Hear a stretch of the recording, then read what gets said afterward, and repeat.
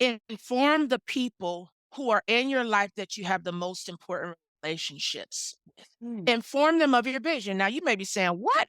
And nothing to do with," and absolutely it does. mm, Let me tell you why. Writing is a huge commitment and will require a level of sacrifice that will impact our loved ones, our most okay. cherished relationships.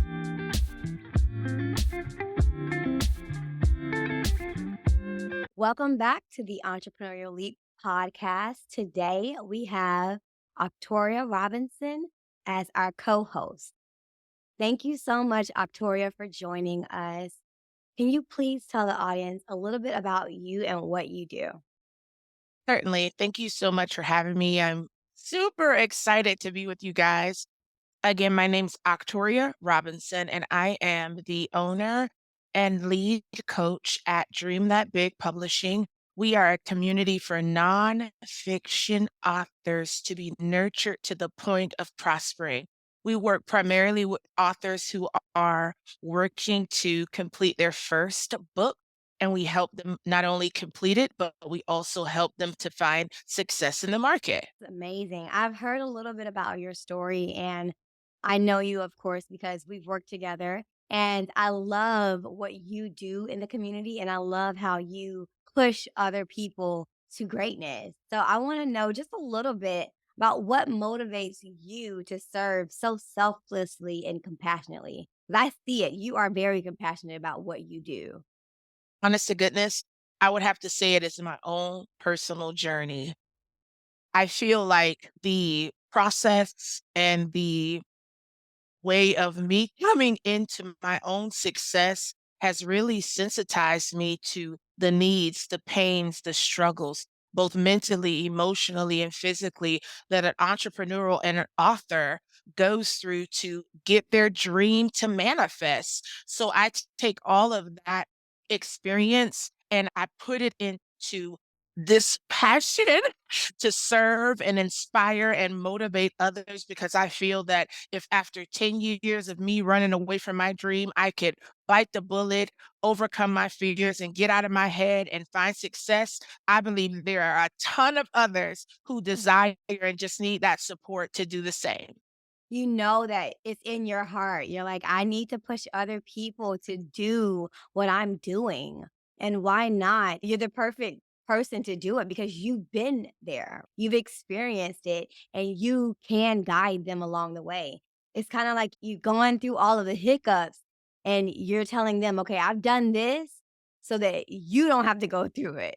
So I love that. I love that you paved the way for authors in a way. And it's so beautiful. So, what has been your greatest achievement as an inspirational leader? When I thought about this question, honest to goodness, I was like going in a thousand different directions, but the one that I landed on was this. I am so proud that I am able to say without a shadow of a doubt that I practice what I preach. Oh, that's amazing. I pride myself in never asking anyone to do something I'm unwilling or not pursuing myself. That's And good. so, my real true secret power behind the success that I help others find is that I'm walking in the truth that I share.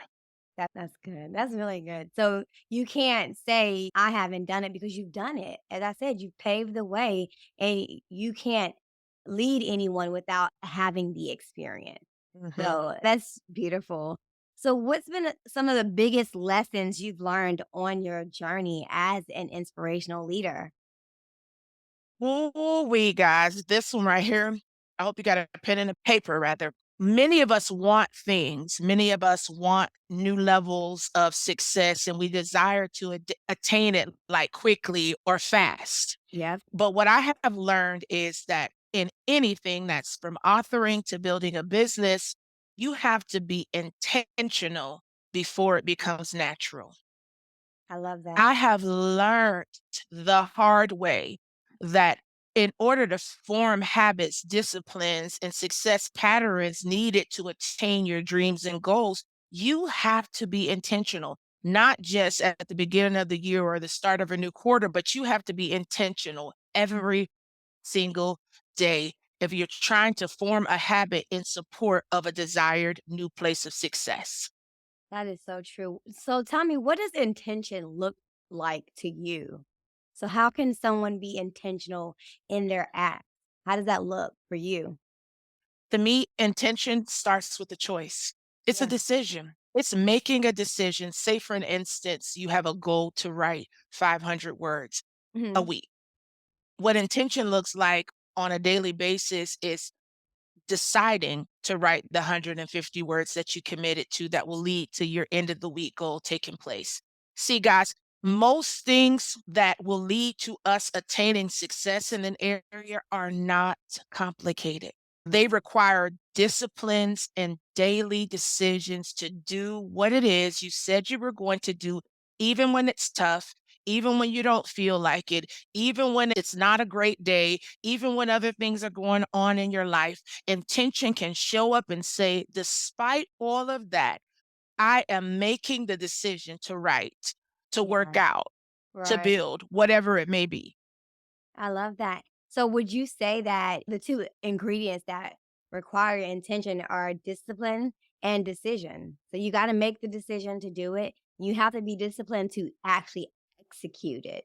Because I know that there's a lot of people that have these ideas in their heads, and oftentimes we don't move on those decisions. How do you encourage people that want to take that entrepreneurial leap journey? How do you tell them to set that intention? What tools can they use to set the intention and actually follow through with that intention? And intention is driven by a vision. Mhm. So, first and foremost, you must make sure that you have a clear vision Okay. and a vision that you are committed and passionate about seeing manifest. If you don't have a desire to see something occur outside of a feeling, I Mm, mean, this thing has to be real. I always share with people, vision is real when when it's about more than just you. yeah. There should be other people that now would benefit, and you recognize that, whoa, if I don't accomplish this, there's this set group of potential people who need it. They won't have what it is that I'm building. So it becomes more important. And then your focus looks different when it's not only a self serving desire. You transition from a dream to a vision, it looks different. A dream is very personal, it's about me, but a vision should always be about others. This is Mhm. why it's important if you're going to make that entrepreneurial leap that you transition from being just a person with a dream to being a leader with a vision. I love that because it's so necessary to not just sit on things, to actually follow through, but you have to know why you're doing this. It's not just because of some self serving interest. Every time we're given a vision, it is not just for us to fulfill, it's because we have a greater purpose, right? It's to impact other people. And as you said, you need to know that when you don't make that decision and you don't move on that decision, there is a group of people that will be impacted by your lack of movement.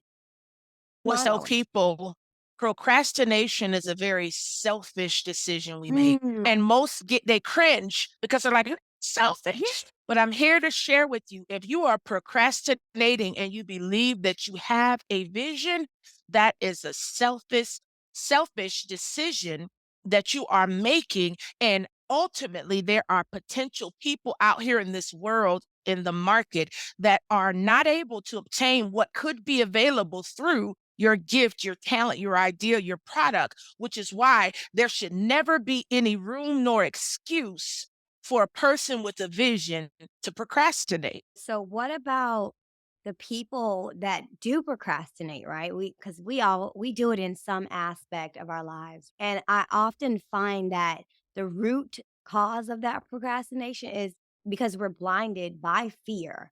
There's something that we don't want to encounter, or we don't know if we're good enough to execute.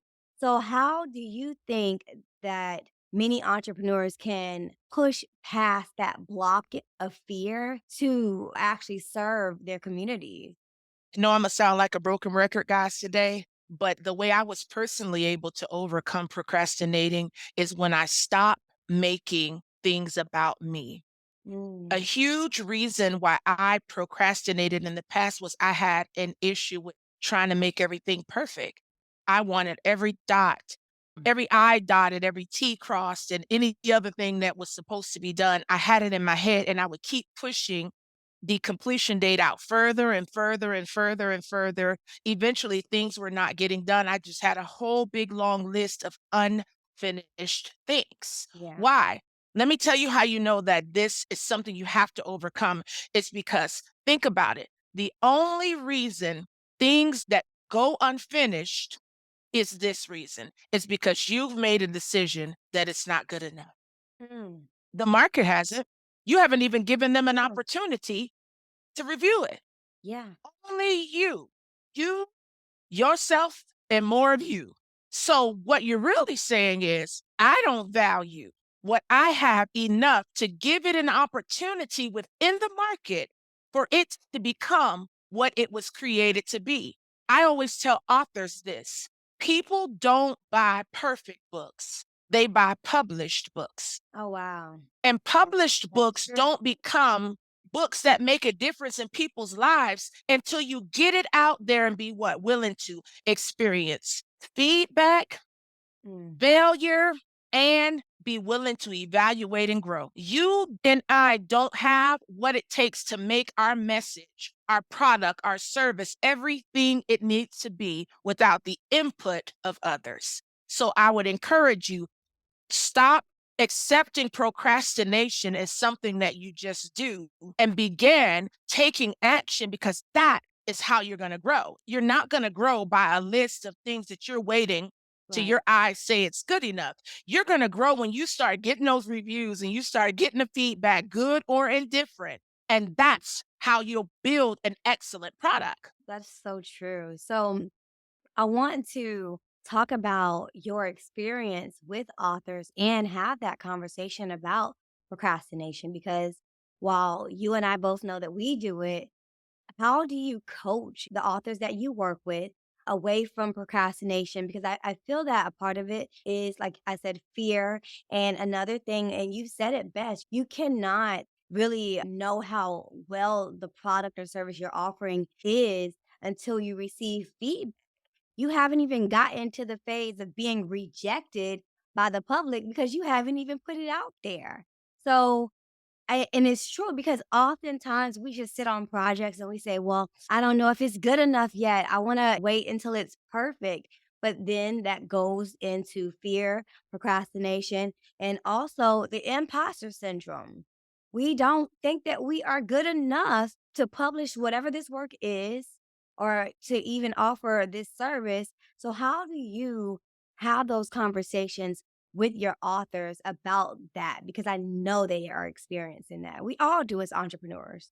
The important place that we begin the conversation is a desire to overcome and get beyond it.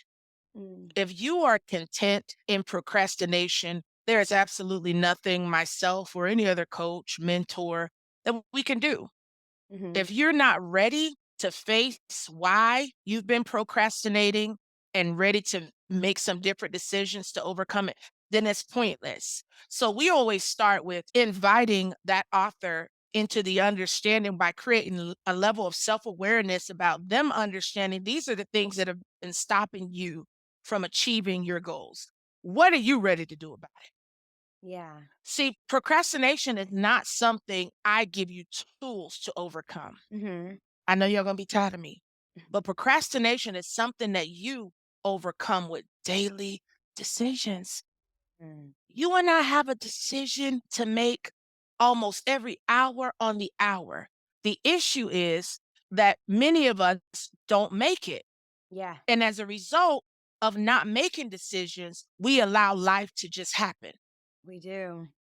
And it may not look how we want it to be in the end. So with authors, we always put it back in their hand. What are you prepared to do about it? What different decisions are you prepared to do? What kind of sacrifices are you prepared to make? Because if you have not created an internal picture Mhm. of what you're prepared to do, all what I'll share will sound like brass and cymbals. Yeah. You'll be like, I've heard that before. It hasn't worked. It hasn't Right. worked because you haven't worked it. So to me, the key to addressing procrastination, excuses, and even fear, guys, let me share this with you. And I might hurt some feelings, but how we respond to fear is absolutely a choice. It is.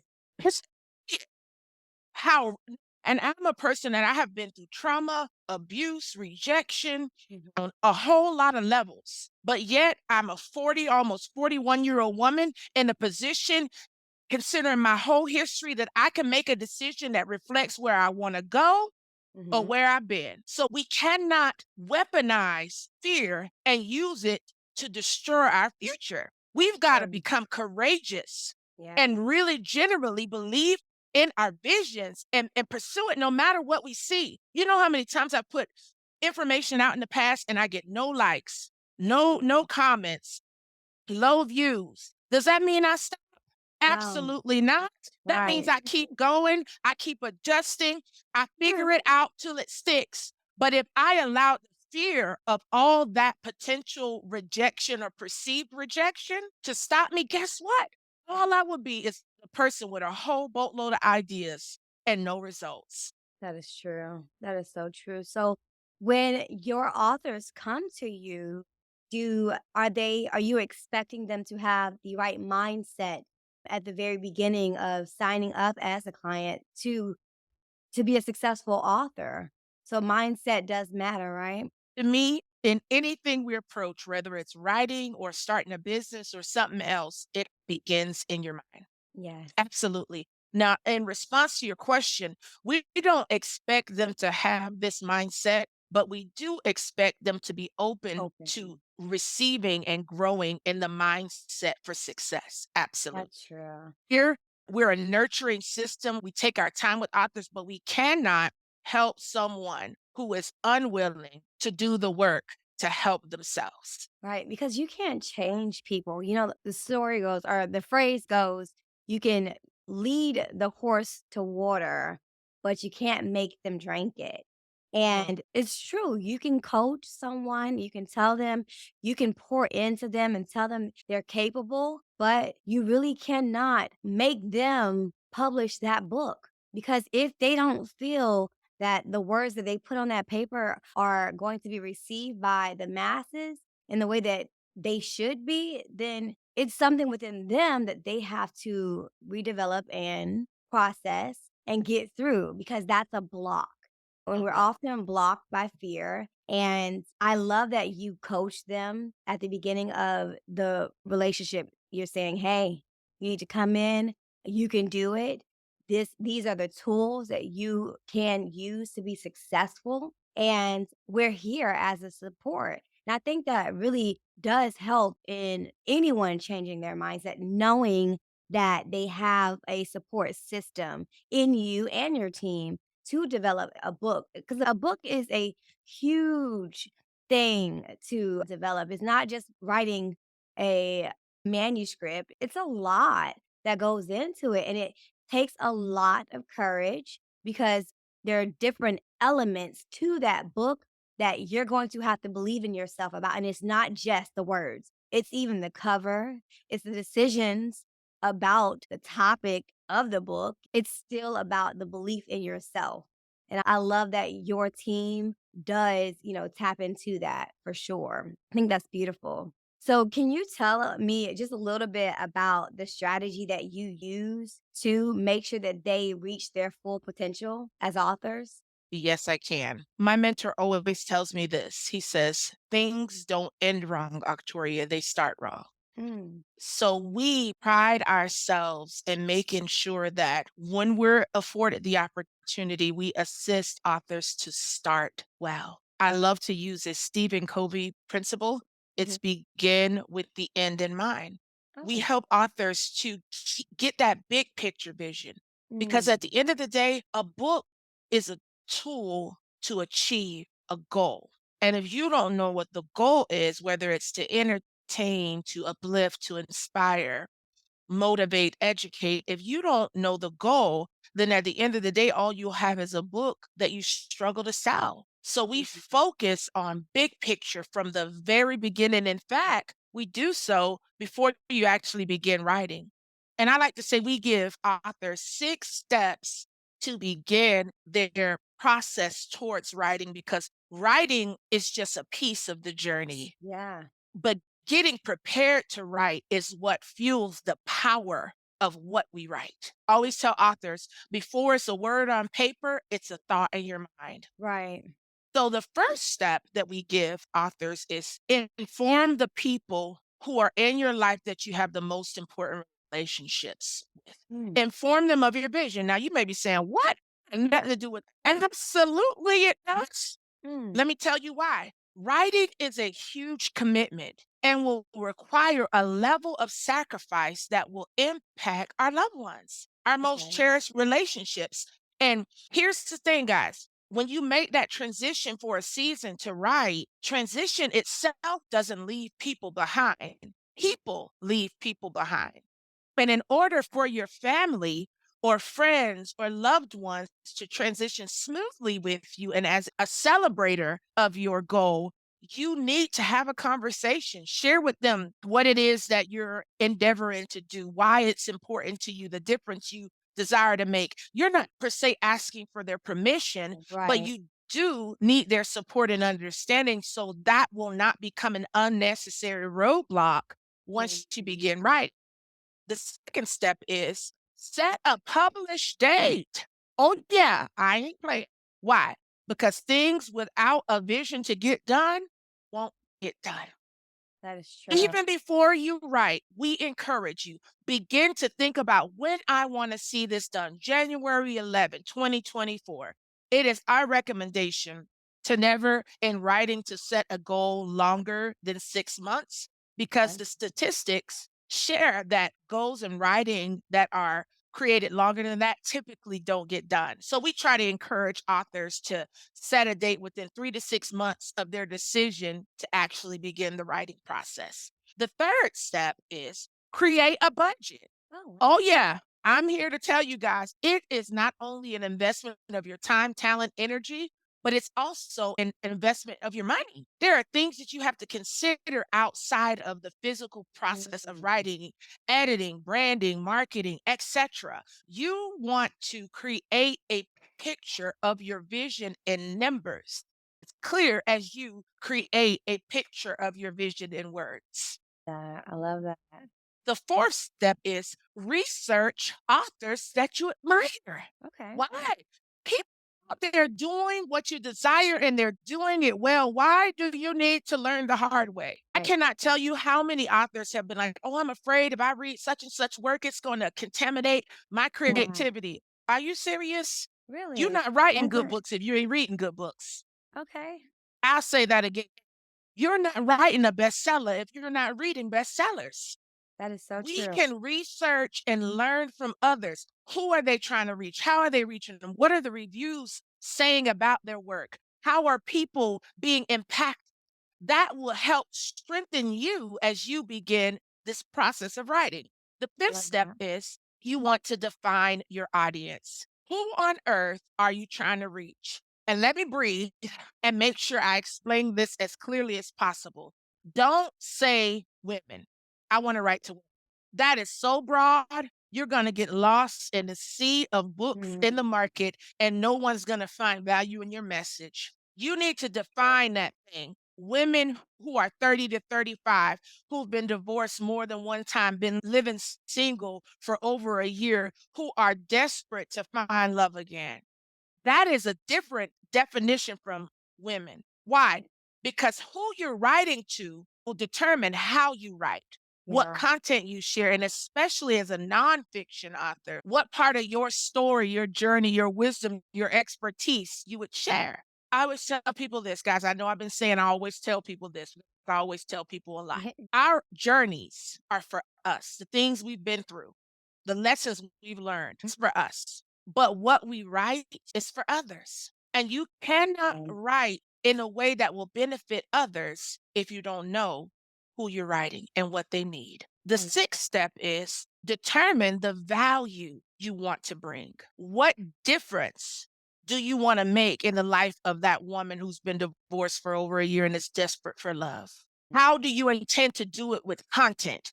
Because the worst thing you and I could ever do is to get people hyped up about a potential for a change or a difference to be made in their lives, and we're unable to deliver it through content.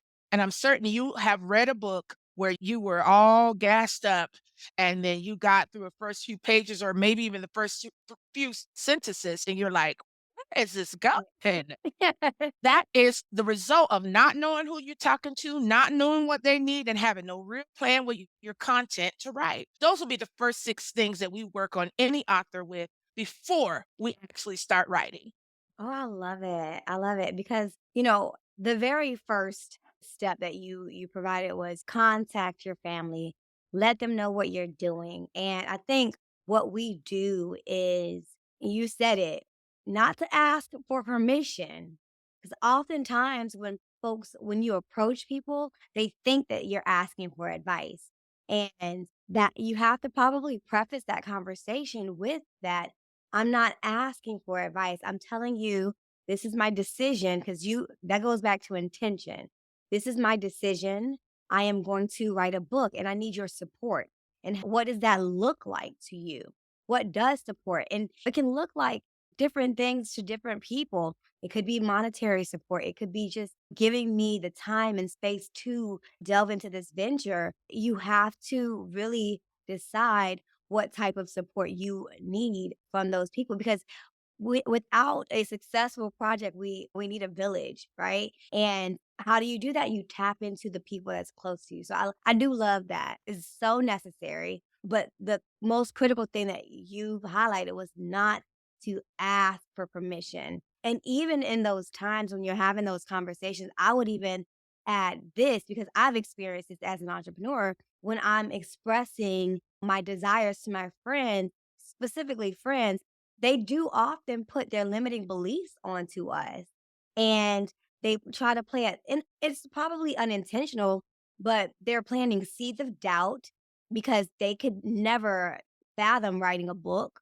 or even delving into whatever project or entrepreneurial journey that you're trying to broach, right? So you have people that just can't see themselves in that light. So instead of not being able to see themselves in that light and separating that from you, they project that onto you as well. And you have to be able to discern that because those fears are not yours and you shouldn't download it as your own. And you have to be mindful of who you're talking to in those instances because, again, we have limiting beliefs. Everyone's beliefs are different, and your vision is your vision and no one else's.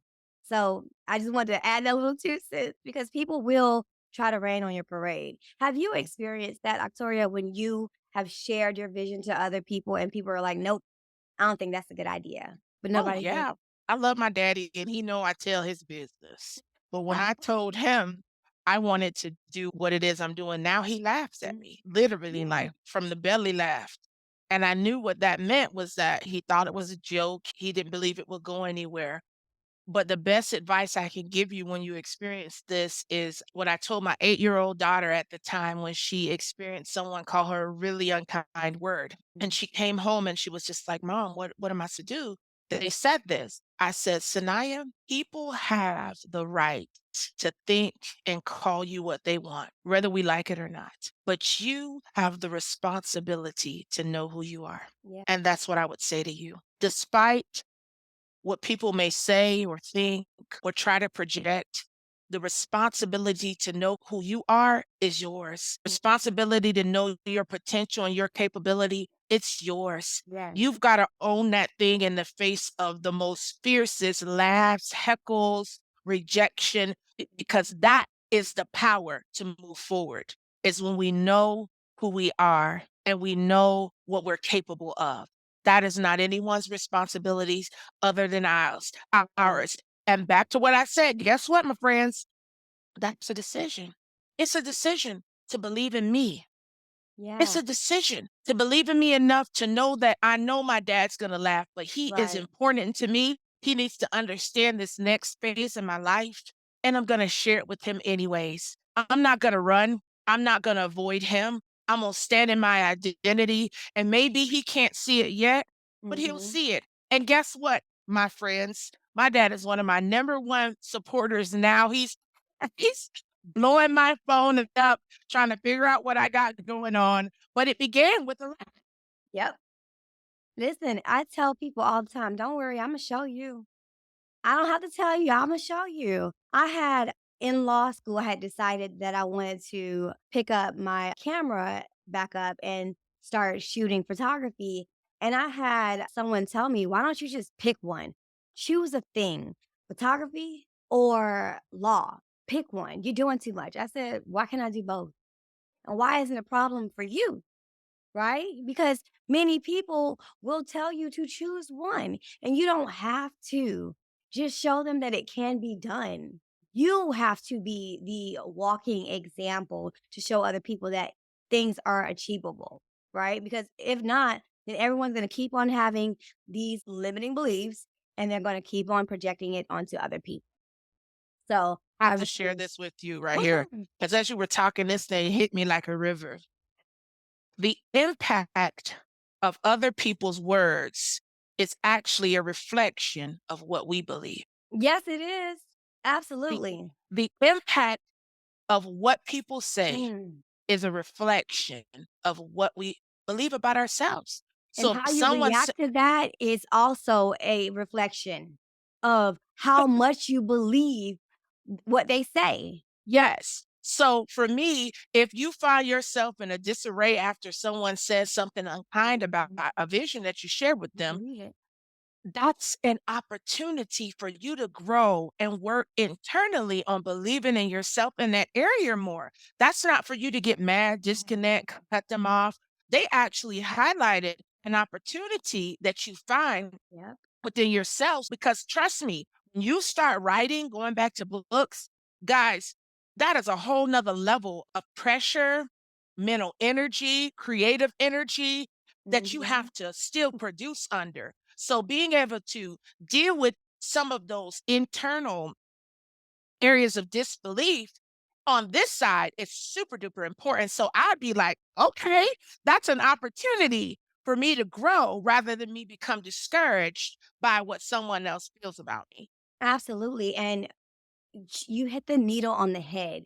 So if someone says something to you that, of course, goes against what your dream is, and whatever it is, if it's discouraging or not, and it resonates with you, right? And when I say resonate, that means it hits a nerve, good or bad. That means that they are cutting into some core belief that's within you that you haven't tapped into. And it's not about what they said, it's more so about how you received it, and you have to dial back in and actually figure out why there's a part of you that resonated with. Because there's something that they said that hit a nerve that you got to clean up within. So you're right. Absolutely. Whatever someone else says ain't none of your business. Because what's more so your business is how you receive it and how you're processing it within. So I think it's very important that we are critical in knowing our feelings and knowing that when certain things are happening, that it's not about the other person. It's about how you're, like you said, the reaction to it and how you can go within and fix that because it has nothing to do with anybody else. It's all about you. Not at all. Yes.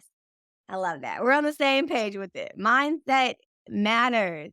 You really have to have the proper mindset to just have the courage to encounter any project, be it a book, be it a new journey into entrepreneurship, be it a job. You have to have the proper mindset. And people in your environment will tell you what you believe because it's gonna come up. You're gonna feel it within, and there's gonna be evidence from everyone telling you what you believe that's truly within you. It's natural, it's law. It always comes up. Going back to the list. So you said set a published date, which I love, which everyone needs to set a date because the 6 month is, I feel, a sufficient amount of time. So what happens if that 6 month period, if they go beyond that 6 months, do you tell them to give themselves grace? or do you tell them to be firm on that deadline? Both. Okay. We always tell people to stay focused but remain flexible Okay. because life happens. It Yeah. does. Now, the reason why we don't encourage people to flirt with the idea of extending a date in advance is because that promotes excuses and procrastination. Back to You procrastination. want to work really hard as you're able to achieve that goal. But Yeah. when and if that need arises to make an adjustment, you do that. You make it the adjustment. Right. So you want to give yourself grace, which I love. You don't want to be because that'll stress you out. 6 months, you're like, okay, I got everything in place. I've planned everything. But like you said, life happens and you just don't know how much time certain things will take. And you don't really want to stress yourself out, but you have to be firm on that decision and the date that you gave yourself, which is beautiful. So the budget, of course, is another thing that many people don't talk about. Any entrepreneur, it's not just authors, entrepreneurs in general do not start with a budget. And there's just, I'm like, so where do you think the money's going to come from? The air. It has to, right? So it's extremely important to know what hurdles and that it means financial hurdles that you have to approach on your journey in completing this goal. And I love how you broke it down. You said editing is going to cost, branding, marketing, and I even venture to say adding this to the budget. I know I'm an attorney, attorney's fees, because you Yes, need, ma'am. yeah, and you know all too well that you need to have attorney's fees roped into that. And also, you want to copyright your work as an author and as a creative in general. You should set a budget and a schedule for protecting your work. And especially when it comes to authors, they should, on a quarterly basis, protect all of their work. I tell all of my creatives, you should become familiar with the Copyright Office website. I'm an attorney, I file copyright. If it's one author, I would recommend do it yourself. Go to the Copyright Office, learn their system, right? And I think I told you about that. I empower creatives to learn how to navigate the Copyright Office website.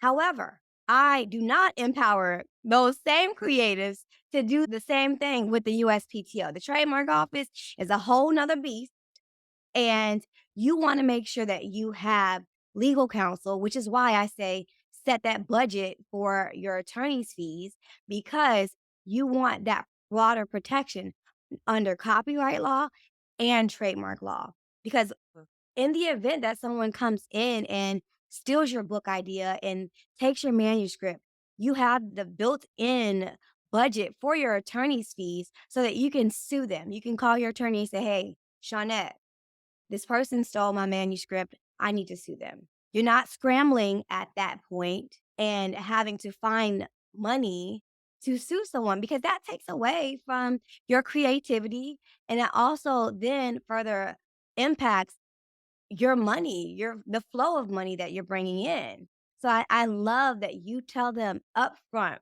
create a budget. It's so necessary because you I'm want to s- know what you have I'm to s- face. I'm so sorry. You just were like all in it. I want you all to know, guys, just a little few things that I mentioned as far as a budget. That's not an all-inclusive Yeah. list. A Right. budget is so personal. There are some of my authors that budget for time away because Oh, I they love create that. better in a space like by the water or Right. what have you. So your budget is reflective of your vision. I just gave you some of the more general ideas, but the biggest point is that you and I should not be beginning a writing project without first creating a vision financially for it. In most cases, authors that I work with are bivocational. So they're pursuing this while also working full time.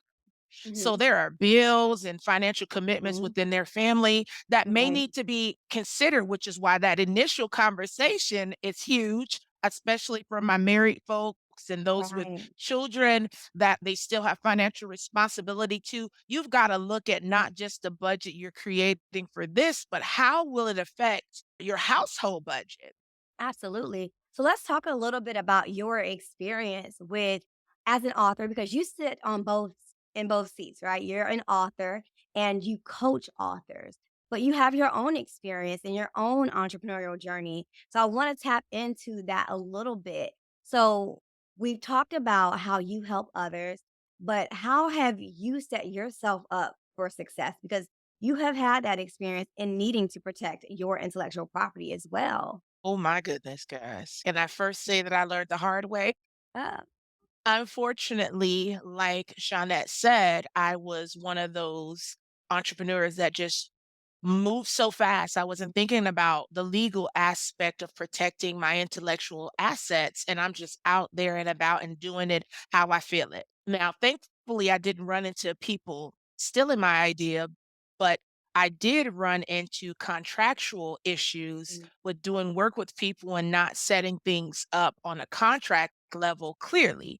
And therefore, a whole boatload of unexpected and unnecessary expenses became a normal thing for me. And I was getting so frustrated. I was getting so discouraged. I was feeling overwhelmed. I was feeling like people were taking advantage of me mm. till I met this beautiful lady right here who has not only assisted me with some of my trademark endeavors, and I have more, but she Mhm. has helped to get me so, oh my goodness, in alignment with my contracts, not just with my authors, but with other work that I do with contractors and other things that I'm aspiring to do. And it's just totally shifted my business. I'm more protected. The expectations are a lot more clear. I'm having Right. much better business relationships Oh, I as a love it. result. And thankfully, guys, I know this is what we all want to hear. I am seeing more on the bottom line. I'm not Yes. losing the money where I was losing it because I'm protected.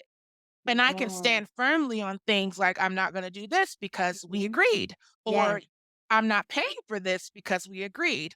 So, Yes. inviting legal counsel into my entrepreneur journey, not just as an author, but as a CEO, has completely shifted my business on every level. And I will not ever go back, ever. I love that. I love Oh, by that. the way, I was a good one for going on the internet and Googling a contract and trying to modify that thing. I'm not trying to mock anyone, guys, because I know what it's like to come up from the Mhm. bottom. I know what it's like to have a vision, have a budget, but don't have the resources. And Yes. I know that there are times we do what we have to do. But what I'm sharing with you guys, budget for better. Budget Budget for is better. better. You need to budget for better. If that's where you got to start, I get it. But I want to encourage you to budget for better, because if you don't budget for better, as your business continues to grow and flourish, you're not going to be properly covered. There were so Mm. many things that she highlighted for me that I'm like, "Oh, I didn't even think about that." I'm, like, giving my whole little list of things that I think are just exhaustive. I have thought and thought and thought, and then we have 2 conversations, and I'm like, "Oh gosh, I haven't even scraped the surface of it." So, again, I don't want you to get discouraged if you have to start that way, but budget for better. You cannot beat the intimate experience of having legal counsel working with you independently, advising you and helping you line by line to protect Yes. your business and your intellectual assets. That is Listen, you said it best. And I tell my clients and anyone that listens that contracts are not one size fits all. While I know that many of us have in the past gone to Google and done a quick Google search for a contract that we know that we need, but as you said it, there were certain terms that you didn't even think of. And having an attorney on your team, we kinda are like the Debbie Downer, because 'cause I'm asking you, "Well, what if this happens? Are you sure you wanna do this in case this happens?" And much like a doctor, you have to in going in and getting surgery, you're given the pros and the cons of the surgery and the consequences of having that surgery and any collateral damage that will have take a toll on your health. You know all of that before you go into surgery. And I like to do that with my clients for any issue. And I tell them, what they could stand to benefit, what they can stand to lose. if they don't go forward with this decision. And it's all about your specific need. When I'm having the conversation, I had it with you. What do you need? What are your goals with this contract so that I can know how we can execute this transaction that meets your needs specifically? And what I will say is contracts are a form of asset protection and relationship protection because you said it best. Your relationships are so much better now. There's not much conflict because everything that you want and you know that you want and need is on that one piece of paper. And if there's any conflict, they can defer to that document for any questions. And you can talk it out in conversation about if you need any clarity on the subject. But as you said, it's in writing. There's no need to ask any other questions as to what else you're going to get. No, you got that contract right in front of you. You know what you're getting, and you know what I'm getting. And it's not about our relationship, it's about business because some people don't know how to separate the two. We're doing business. We want to make sure we do it in accordance to our agreement. And that maintains our personal relationship because you always have a personal relationship with the people that you're dealing with. And you don't want to bring about any conflict because there's some misunderstanding. The only way that you do that and provide clarity is by way of contract and having clear terms that speak to what you both need and want out of the transaction. So I appreciate you for sharing that journey because I think it's very necessary that people know that even if you go on Google, that's not it. And you can bring your Google contracts to an attorney. We can refine them and make them better and include more terms, take out terms that you won't need. But at the end of the day, you can rest well knowing that you have a contract that protects you, not someone else that the contract was initially drafted for. So You that's got huge. you got me thinking even, like, from the perspective of the author. This Mhm. is a real story. I met a young lady who I began coaching, who unfortunately signed a contract that she didn't understand. And what ended up happening is she signed over all intellectual rights Oh, man. to the person that was publishing her book. And before she knew anything, the book was published under that person's name. And she just thought on a human integrity level, it's wrong and Oh, it's illegal. But because she didn't understand the terms of the contract, she didn't realize that that person had every right to do exactly what they were doing. As a mm, result, this person had to go through a whole legal process to republish her own written work, and it was a way she had to do it that didn't reflect her original vision. mm, Why am I sharing with you guys? Not to scare you, trust me. But one thing I love that Shawnette offers also is that she'll review a contract. Listen, mm. I don't sign nothing I don't understand. I Yeah, read line by line. And yeah, if I don't, I'm gonna get some consultation. And even though I'm a publisher, guys, I would recommend that you do it because publishing is a huge contract. There is a lot of legal language in there. If you're not familiar with it, you may not understand, are they getting any royalties? yes. Who owns the rights? What This, that, are and the other. royalties? That's another question because people don't even know that, you know? Royalties is how you're paid out when you're receiving Right. money from the different platforms or brick and mortar Mhm. stores. Most will take a percentage. I believe Amazon is about 40% they'll take, and the other 60% will be yours. So 40% of $15, if that was the market value of your book, would be theirs each time.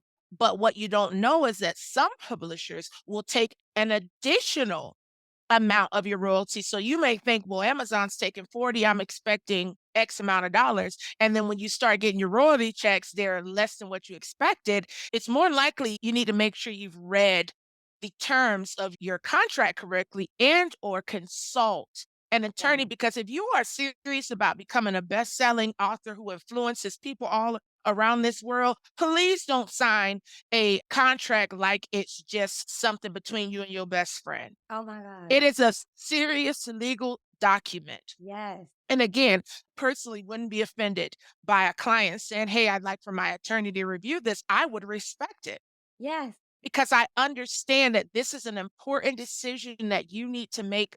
And by no means do I desire to hear another story of an author being ripped off. Here's another one, guys, where Mhm. someone signed a contract where they only had, I think, 4 months to produce the work or they would lose their money. So they didn't understand those terms or they didn't read them, one or the other.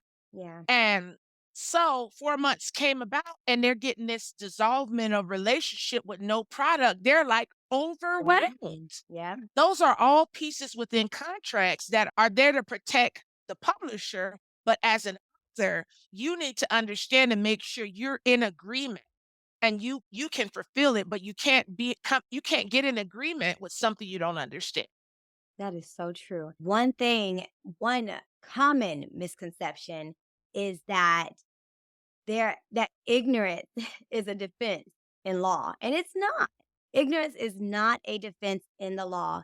Just because you did not know or understand the terms of the contract does not give you a buyout and a way out of that contract. Most courts will honor those contracts. Even if you did not read the contract, you can tell the judge you didn't read it. They don't care. If you had the opportunity to read it, if you were competent to read it, if you had the capacity. And judges will tell you competency is not the same as ignorance. Just because you didn't know doesn't mean that you didn't have the ability to make yourself competent enough to know or have enough information to take to actually sign that contract, right? You have to get an attorney. You have to make sure that you read the contract. You have to make an informed decision about that transaction. And the only way you do so is by seeking legal counsel and also reading the contract and making yourself know, making or well, availing yourself with the information of so for a good example would be royalties. Some people don't know the term royalties. What do you do when you don't know a term in a contract? You look it up, right? But most people will look at a term and just say, okay, I don't know what that means, but I guess I like it. That's not good enough. That's not good enough at all because you can't then go to a judge and say, Judge, I had no idea what that contract said or meant. I just signed it because it sounded good. They told me what it meant. It is not on the other party to explain to you what that contract means. It isn't because they could very well tell you the exact opposite and it ain't none of their business as to why you signed that contract because what's on those four corners of that document is what the judge will accept. That's it. They don't care about any prior conversation.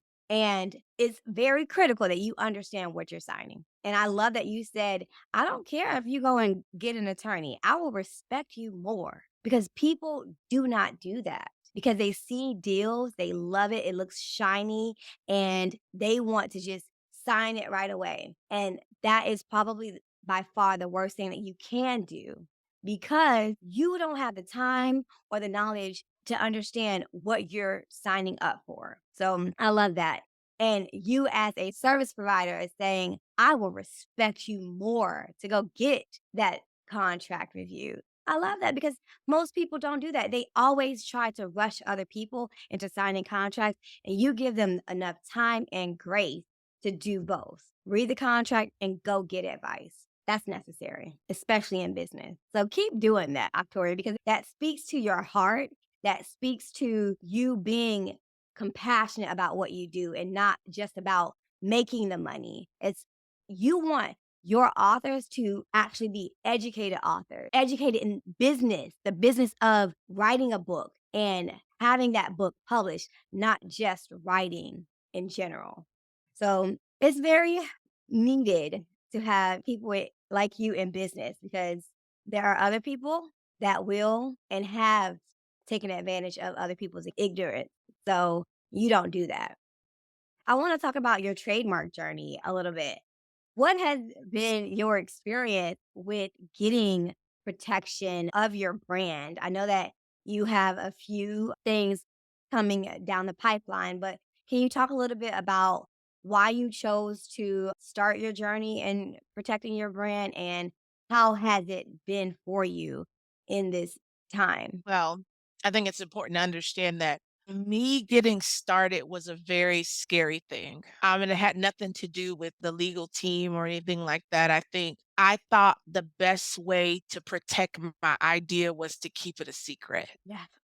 And that was so unproductive and so disconnected from actually making the difference that it was intended to do. Mhm. I thought whispering it, emailing it, posting it, or any of that would be like a taboo of some sort. Right. And I actually met Shawnette at an event that her and I were both speaking at, and we had an opportunity to speak in the back and get to know each other a little and what we did. And I was really intrigued, especially because the young lady who hosted the event, we both knew very well. And she Our spoke so highly photographer. of her.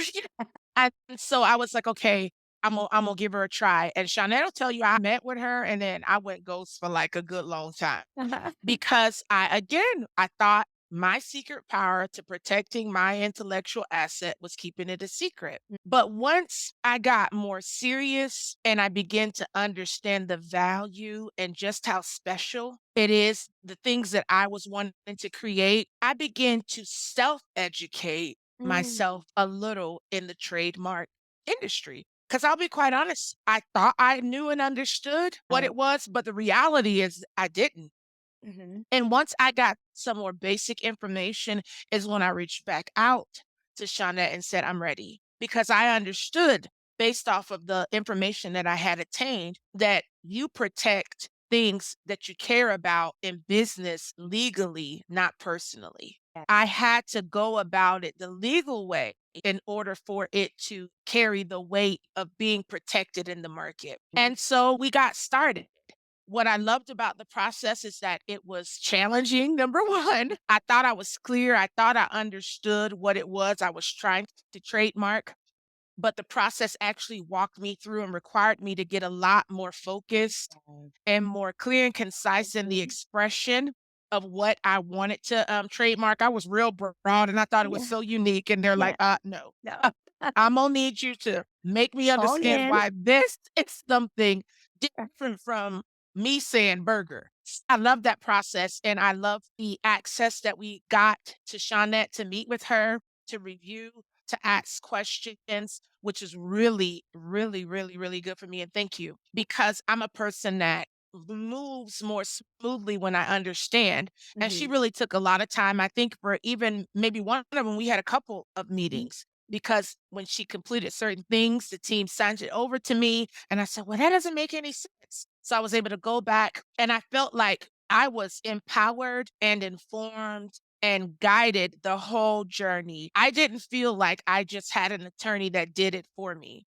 I Mhm. felt like I had a team that did it with me. I Yeah. was not ignorant. I was educated and they keep me posted even on its progress. And what I love also, I felt like they set the proper expectations from the beginning. I thought it was something that would be like, and, they were real clear. This can take a substantial period of time based on X, Y, and Z. And that helped me to create the right picture in my head on a timeline. Yeah. And not only that, with my monthly check ins, it helps me to know what's the status of it. Mhm. I'm excited and I'm looking forward to it all being completed so we can move forward into the next phase with the service and products. Yes, I can't wait for you to get your, trademark box. I'm trying to rotate the gifts so that the Uh, people that, my current clients that are receiving the boxes don't see on social media what the other folks got. Because I've been getting text messages and DMs saying, "Where's my box at?" You're getting it. You're gonna get a box. You may not get what they got, but you're gonna get a box. And I cannot wait because it is a celebration because you said it's gonna take a very long time for this process from start to end. And you need to celebrate at the end of that.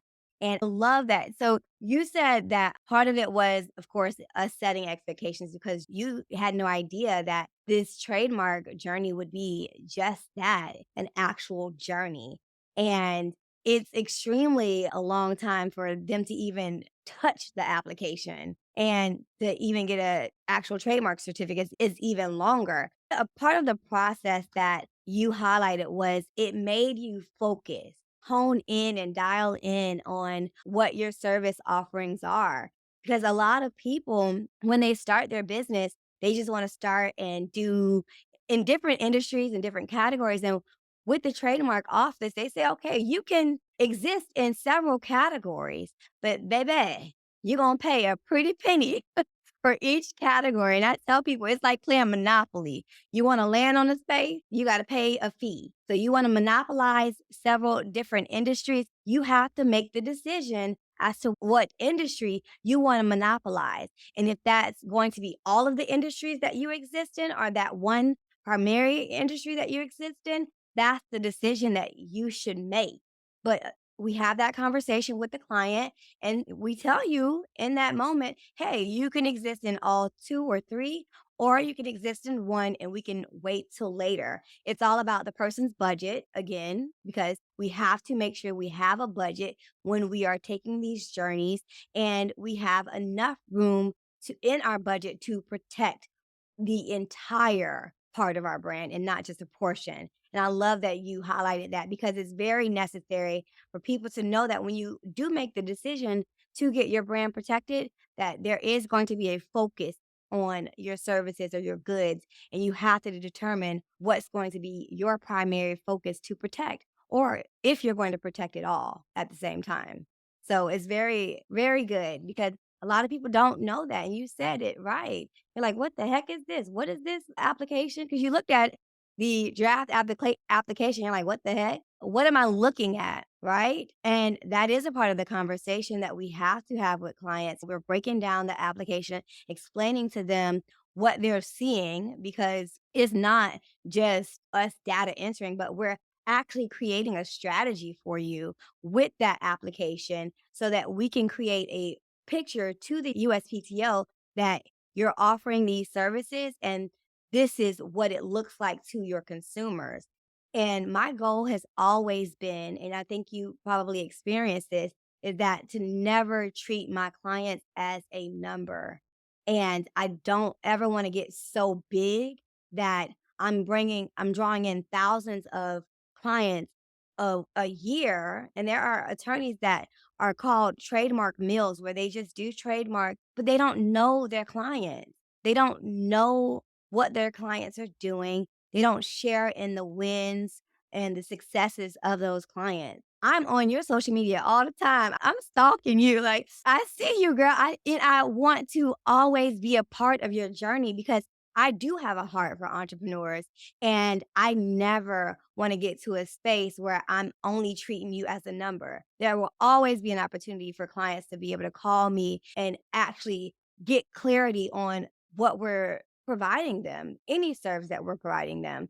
And I'm glad that you shared that experience because a lot of people don't really realize that certain attorneys have different personalities and you have to align yourself with the attorney that matches your personality and your need. It's just like you're in a relationship. You got to be compatible with your attorney, right? Agree. Yeah, and you said you left me for a couple of a few months, but it also is about we had our first date, you had to think about it a little bit, and then you're like, "Okay, we go together now."